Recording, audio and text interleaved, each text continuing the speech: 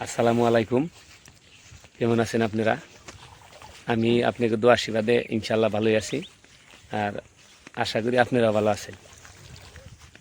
আমি বাজারে যাই, চাহে হসপিটাল যাই, চাহে যে কামেই যাই, ঘুরবার যাই, কিন্তু আমার মেন কাম হইল আমার গরুর ফার্মে গরুটি গুছান।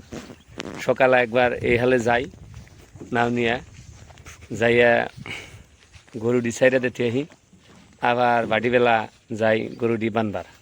এটাই হইল মেন কাম। কারণ আমার আজকে তৈরি 17টা গরু আছে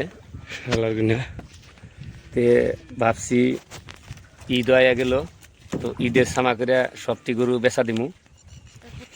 লাহে লাহে আগামী রবিবার ইনশাল্লাহ 5টা 6টা নিয়ে যাম বাজারে। তে গরুটি সারানোর পরে ভাবছি আর গরু কিনবো না, অনেক কষ্ট হয় গরু পালা। তে যাই হোক, গরু পারবো না বিলাই আসা, একটা দুইটা হয়তো পালাহারি, বাকি ছাগল আছে আমার 20-30টা। তে ভাবছি ছাগল কি পরিমাণ ওভার দিছি। ছাগল পালাই সব থেকে আরাম, কারণ ছাগলের পাশে 1 টাকাও খরচ নাই।